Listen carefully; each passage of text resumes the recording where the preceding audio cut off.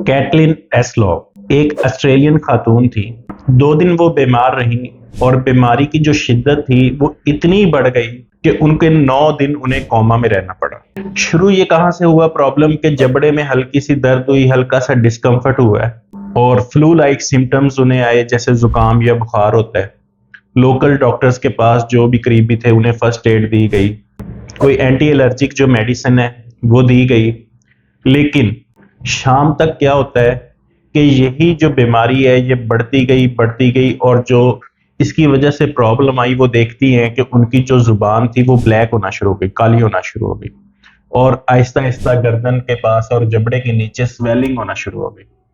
और ये स्वेलिंग इस हद तक बढ़ गई कि खाना खाना हत्ता के सांस लेना तक मुश्किल हो गया। ऐसा क्या था कि ये इन्फेक्शन जो हुई है इसकी वजह से जो जख्म बने हैं वो 1 साल तक ठीक ना हो सके।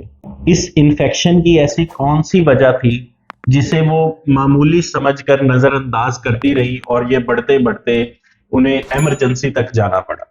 ये गले का इन्फेक्शन कभी भी नहीं हो सकता, ये एक जानलेवा इन्फेक्शन है जिसे हम लुडविग्स एंजाइना कहते हैं।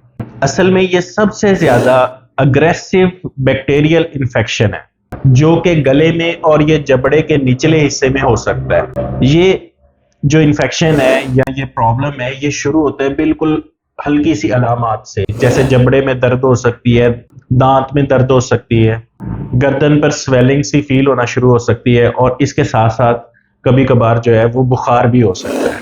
बाकी बॉडी में जो इन्फेक्शंस होती हैं उनका इससे इस तरह फर्क है कि ये बाकी जो इन्फेक्शंस हैं वो किसी एक स्पॉट पे होगी, एक जगह तक महदूद होंगी, लेकिन ये इन्फेक्शन फैलती है और बड़ी तेजी से फैलती है।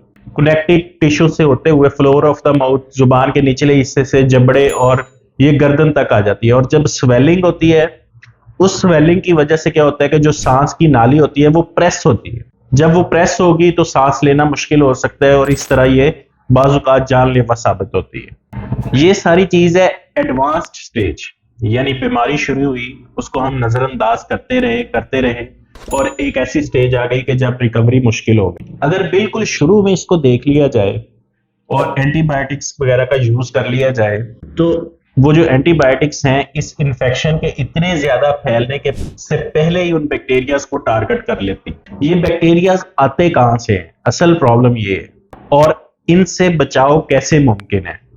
उसके लिए जरूरी है कि ओरल हाइजीन को मेंटेन किया जाए, रेगुलर जो डेंटल चेकअप है वो करवाया जाए और सबसे ज्यादा के ब्रशिंग को मेंटेन किया जाए और जो मीठी जो खुराक है ज्यादा उसको अवॉइड किया जाए।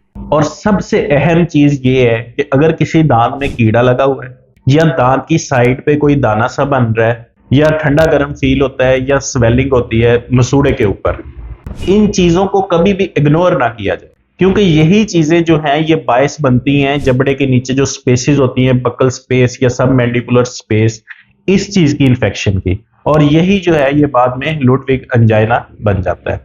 इसके साथ साथ अगर कोई दांत टेढ़ा पड़ा हुआ है या कीड़ा लगा हुआ है और वो इन्फेक्शन का सोर्स बन सकता है तो उसको भी कभी इग्नोर मत करें। ये जरूरी इसलिए है कि अक्सर औकात ये चीज हमारे मुशाहदे में आई है कि हल्की फुल्की पेन होती थी, बस सिंपल फिलिंग वगैरह या रूट कनाल करवा लिया जाता तो वो खत्म हो जाती, लेकिन ट्रीटमेंट को पोस्टपोन करते गए और वही पेशेंट बाद में इतनी ज्यादा ये स्वेलिंग या इन्फेक्शन के साथ उन्हें इमरजेंसी तक ले जाना पड़ता है। तो कभी भी इस चीज को इग्नोर मत करें और लाजमी हमारे साथ कमेंट सेक्शन में शेयर करें अगर कभी इस तरह का आपको एक्सपीरियंस हुआ हो या कोई भी क्वेश्चन हो जो दांतों की सेहत से रिलेटेड हो, हम उसको आंसर करेंगे। और लाजमी तौर पर चैनल को सब्सक्राइब करें।